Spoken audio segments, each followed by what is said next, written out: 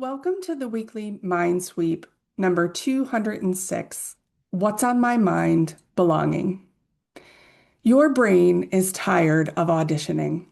Why belonging shouldn't require masking, metrics, or performance as an entrepreneur. Belonging doesn't make a grand entrance. It's more like a quiet hum, like the way a room settles when no one is bracing anymore. It feels like a low, steady vibration in the body. There is delight without adrenaline, joy without pressure to perform, and connection without feeling overwhelmed. A quiet sense of, I can exhale here. Last Monday in Curated Conversation, I witnessed belonging take shape in real time, not as a concept, but as a lived, full-bodied experience. And what stood out most to me wasn't what was said, it was how safe people felt saying it. Belonging appeared in small risks, unfinished thoughts, and in saying something out loud and realizing, oh, nothing bad happened. Someone described it beautifully. The fact that I can say that out loud here makes me so happy. That's belonging. Not because the thought was brilliant, not because it was impressive, but because it was allowed. One of the biggest lessons last week was that you don't earn belonging by trying to perform. You feel it when you let go of that need and just show up as yourself. You practice belonging by letting yourself be seen even before you've edited or explained. When you're performing, your shoulders might tense up as if you're bracing for acceptance. But when you're truly present, your breath deepens, your muscles relax, showing you it's safe to just be. You start to notice that being seen doesn't always mean you're in danger, and you become more aware of where your body holds tension and where it lets go. So many of us carry that memory that making a mistake is an unsafe space and comes at a cost. Shame, withdrawal, judgment, silence. That history stays in our bodies and lives in the nervous system, not just in our minds. Which is why someone said something quite revolutionary. I do not feel shame when I make a mistake here. That's not small. That's rewiring. Looking back over the past 4 weeks, I realized we weren't just circling the idea of belonging, we were slowly letting go of everything that gets mistaken for it. In week 203, we started by noticing how early and how often many of us learn to earn our place. Creative and ADHD entrepreneurs in particular become experts at reading the room, tracking tone, energy, and expectations because fitting in once felt necessary for survival. We talked about how quickly our brains seek safety, approval, and permission, often before we even notice. In week 204, we deepened that awareness. We talked about the exhaustion that comes from constant self-monitoring, from trying to appear competent, and from shaping ourselves to fit what we think a space values. That week was not about judgment, it was about grief. Grieving all the energy spent trying to belong in places that were never designed for our nervous system. In week 205, we faced a hard truth. Belonging isn't the same as being wanted.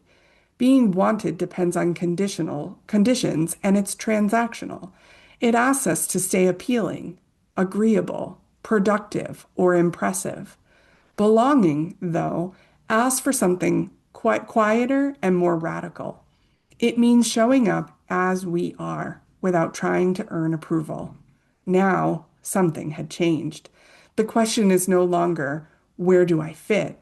It's become, where do I feel safe enough to be myself? In Curated Conversation, a member shared an impactful statement. We have to create a safe space inside ourselves first.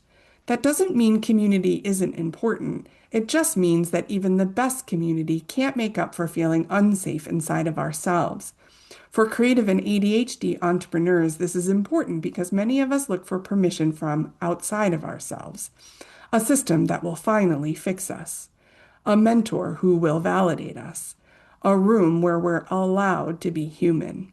But belonging that only comes from outside is fragile.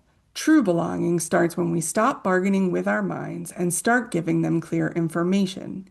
This feeling is information. I am not in danger. and I don't need to perform to stay. This isn't just positive thinking, it's learning how your nervous system works. One of the most healing moments in our community came when someone said, I do not feel shame when I make a mistake here. Take a moment. Think about that. Mistakes do not cause shame. Shame is caused by what happens after mistakes. Belonging is what interrupts that cycle. It's not that people never react, but their reaction isn't punishment. When you belong, mistakes are just information, unfinished thoughts, and invitations, and human moments are shared. And slowly, something special happens. You stop asking, do I want to perform? And start asking, do I want to be here as myself? This month wasn't theoretical. It was lived in real conversations, real bodies, real moments of choice. Our current cultural landscape is one of which connection often feels fleeting and communities are rapidly evolving. For creative and ADHD entrepreneurs, moments like these demand immediate attention and action. Here is an invitation for you to carry forward, not as rules, but as practices that align. Number one, track your body, not just your thoughts. Notice where you soften and where you brace. Your body is constantly giving you feedback about safety, alignment, and belonging. Number two, practice micro risks in safe containers. Belonging grows through small acts of vulnerability with others. You don't have to take a big leap. Just start with one small step. Number three, separate visibility from performance. You don't have to be impressive to be seen. Let yourself show up as you are, even if you're not finished. Try this once a week. Number four, talk to your brain like a teammate. When fear appears, answer it with information, not bargaining. This is new, not dangerous. And number five, build internal safety before seeking external validation. Community is powerful, but it works best when it matches the safety you're already creating inside of yourself. At the end of Curated last week, someone said, I feel safe here and anywhere you lead the conversation, Jamie. I felt that in my chest. And I also know that safety didn't come just from me. It came from our community choosing to arrive without armor and stay present instead of impressive. They took the risk to be honest and found again and again that the ground stayed solid beneath them. Belonging isn't created by perfection, it was created by permission. Someone else shared the safest place they've ever known was with a family member. They realized it was a safe space where they didn't have to perform or earn anything, and where they didn't have to brace for impact. They could just be themselves. That's the blueprint so many of us have been looking for. This is especially true for creative and ADHD entrepreneurs who've spent years trying to fit in, hold back, and trying to escape the feeling of being too much or not enough. Belonging doesn't require a bigger audience. It doesn't require a better brand. And it certainly doesn't require fixing yourself. It takes honesty, people who see you, and the courage to stay, even when you feel like leaving. Belonging sounds and feels like a hum, like relief in the body. It's like finally saying what you've practiced in your head 100 times and realizing you're still welcome. And when you feel that hum, when your shoulders drop, when your breath deepens, when your body tells you, I'm safe here, hold on to that feeling. That's not luck. That's not a coincidence. That's your body remembering what it's like to feel and be safe. My two questions for you this week. What helps your brain relax enough to believe you're allowed to be exactly as you are? And if you stopped performing competence for 1 week, what are you afraid would fall apart? I'd love for you to reply and share with me. Join us for Curated Conversation. We meet Monday mornings at 8 a.m. Curated is a live weekly space for creative entrepreneurs who are tired of performing and ready to be real.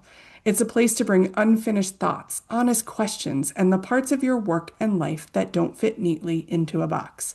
You do not have to be polished. You do not have to have the right words. You don't even have to speak if listening is what your nervous system needs that day. If you've never joined us before, your first month is free. an open invitation to experience what it feels like to be in a room where you are allowed to exhale. We meet Mondays at 8, and you're welcome exactly as you are. Come see if this feels like a place your brain and body can rest. You belong here and I can help. If you're done auditioning and ready to work in a way that actually feels safe and aligned, I can help. I work with creative and neurodivergent entrepreneurs who are tired of forcing themselves to fit into systems, strategies, and spaces that weren't built for their brains. Through a MindSweep mapping and small group experiences, we slow things down, make sense of what your nervous system is signaling, and build a business that supports how you actually think and work. If you're curious, let's start a conversation. No fixing, no performing, just clarity. Your brain, your business mapped. You can learn about Curated Conversation, MindSweep mapping, or book a free consultation with me at chickbookcreative.com.